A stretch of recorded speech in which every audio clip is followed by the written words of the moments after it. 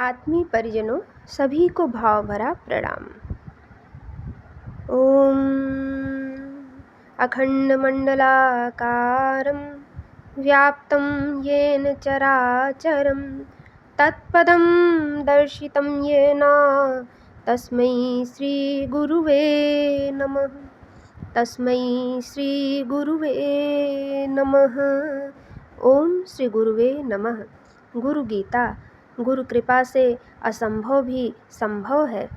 गुरु गीता गुरु भक्ति का सुमधुर गायन है। सद्गुरु भक्ति से साधक को सब कुछ सहज सुलभ हो जाता है।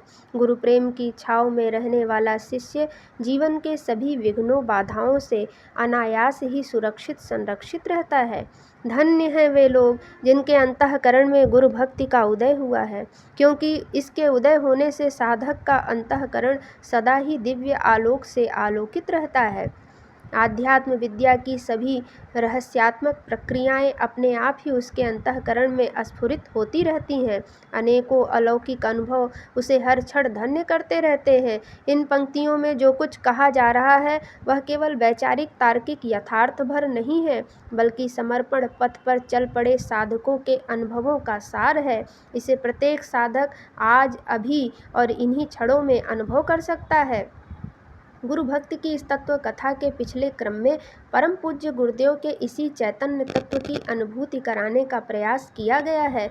गुरुदेव सृष्टि में चल रहे उत्पत्ति एवं प्रलय रूप नाटक के नित्य साक्षी हैं। वे प्रभु जिस भी दिशा में विराज रहे हों, उसी दिशा में शिष्य को भक्ति पूर्वक पुष्पांजलि अर्पित करना चाहिए। श्री गुरुदेव ही परात्पर एवं परम गुरु हैं। तीनों नाथ गुरु उनमें समाये हैं, उन्हीं में गणपति का वास है। तंत्र साधना के तीनों रहस्यमय पीठ उन्हीं में है। अष्टभैरव, विरंच चक्र, सभी मंडल, पंचवीर, 9 मुद्राएं, 64 योगिनियाँ, सभी मातृकाएं उन गुरुदेव के ही चेतना मंडल में अवस्थित हैं। साधना की जितनी भी प्रक्रियाएं हैं, उन सभी का कोई भी महत्वपूर्ण तत्व उनसे अलग नहीं है। सभी कुछ उन्हीं शिष्य वत्सल प्रभु में समर्पित है। गुरुदेव भगवान के इस आध्यात्ममय स्वरूप को स्पष्ट करने के बाद भगवान सदाशिव साधकों को निर्देश देते हैं कि अपने परम पूज्य गुरुदेव का आश्रय छोड़कर अन्य कहीं भी न भटको। वेदांत एवं तंत्र की किन्हीं रहस्यमय उलझनों में मत उलझो। सद्गुरु शरण में, सद्गुरु समर्पण में सब कुछ है। इस तथ्य को और भी अधिक स्पष्ट स्वरों में बताते हुए देवाधिदेव महादेव आदिमाता पार्वती से कहते हैं, अभ्यस्तैः सकलैः सुदीर्घमनिलैः व्याधिप्रदैः दुष्करैः प्राणायाम शतैः अनेककरणैः दुःखात्मकैः दुर्जैः यस्मिन् अभ्युदिते विनश्यति बलिवायुः स्वयं तत्क्षणात् प्राप्तुं तत्सहजं स्वभावमनिशं सेवध्वमेकं गुरुं स्वदेशि कस्यैव शरीरं चिन्तनं भवेद् अनन्तस्य शिवस्य चिन्तनं स्वदेशि कस्यैव च नाम कीर्तनं भवेद् अनन्तस्य शिवस्य कीर्तनम्। गुरुदेव की आध्यात्मिक चेतना के रहस्य को प्रकट करने वाले ये मंत्र अपने फलित अर्थ में रहस्यमय एवं गूढ़ होते हुए भी प्रक्रिया में अति सरल है। देवादिदेव महादेव स्कंद माता जगदम्बा से कहते हैं, देवी, दुख देने वाले, रोग उत्पन्न करने वाले, इंद्रियों को पीड़ा पहुँचाने वाले, दुर्जय दीर्घ श्वास की क्रिया रूपी सैकड़ों की संख्या में प्राणायाम के अभ्यास का भला क्या सुफल है। अरे, जिनकी चेतना के अंतःकरण में उदय होने मात्र से बलवान वायु तत्क्षण स्वयं प्रशमित हो जाती है, ऐसे गुरुदेव की निरंतर सेवा करनी चाहिए, क्योंकि इस गुरु सेवा से सहज ही आत्मलाभ हो जाता है। अपने गुरुदेव के स्वरूप का थोड़ा सा भी चिंतन भगवान शिव के स्वरूप के अनंत चिंतन के समान है। गुरुदेव के नाम का थोड़ा सा भी कीर्तन भगवान शिव के अनंत नाम कीर्तन के बराबर है।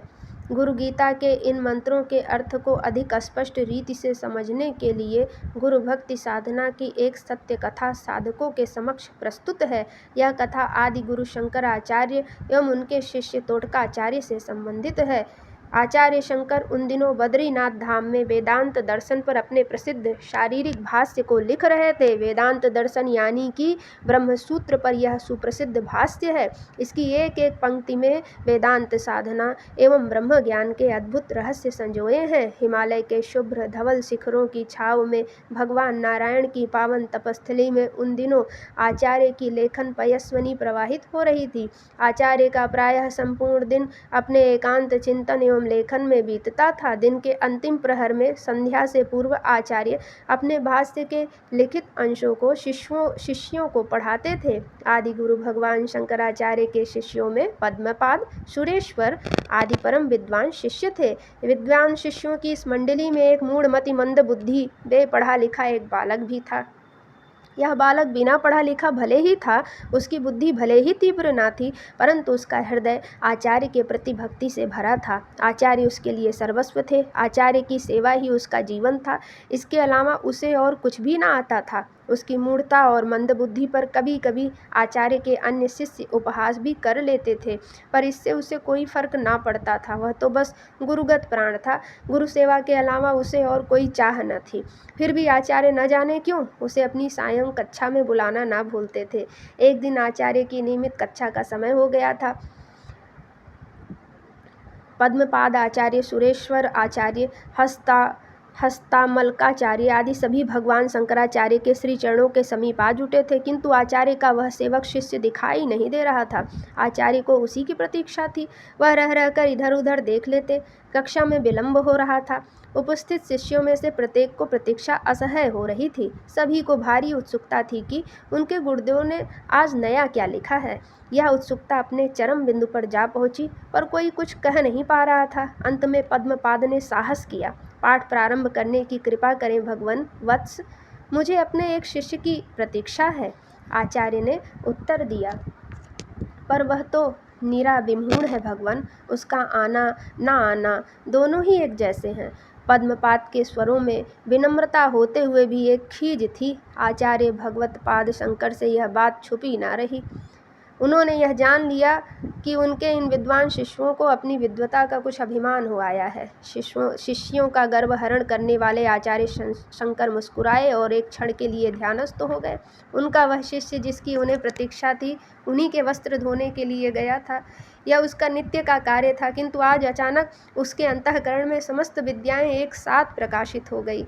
वह गुरु कृपा की इस अनुभूति पर कृतकृत्य हो गया। अपने कांधे पर गुरुदेव के धुले वस्त्रों को लिए हाथ जोड़े तोटक छंदों में आचार्य की स्तुति करते हुए वह चला आ रहा था।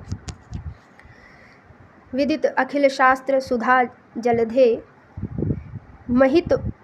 महितोपनिषत् कथितार्थ निधे हृदय कमले विमलं चरणं भव शंकर देशिक मम शरणं करुणावरुणालय पालय मां भव सागर दुख विदून हृदं रचय अखिल दर्शन तत्वविदं भव शंकर देशिक मम शरणं। तोटक छंद में स्वस्फुरित इस गुरु वंदना को सुनकर वहां उपस्थित सभी अवाक रह गए। उन्हें भारी अचरज तो तब हुआ जब उसे आचार्य ने आदेश दिया, वत्स, आज मेरे स्थान पर तुम इन ब्रह्म सूत्र पर मेरे मंतव्य को समझाओ। इतना ही नहीं, तुम इनके सम्मुख उन सूत्रों की भी व्याख्या भी करो जिन पर अभी मैंने भाष्य नहीं लिखा है। तोटक आचार्य जो आज्ञा गुरुदेव कहकर आचार्य की आज्ञा का पालन कर दिखाया। तोटकाचार्य की अनायास उदित हुई प्रखर प्रतिभा को देखकर सभी को इस सत्य की अनुभूति हो गई कि तोटकाचार्य पर गुरु कृपा बरस गई है। त्राहि माम गुरुदेव कहते हुए सभी शिष्य आचार्य जी के चरणों में गिर पड़े। आचार्य ने उन्हें निरभिमानी बनने की सलाह दी। सभी अनुभव कर रहे थे कि गुरु कृपा से सब कुछ संभव है।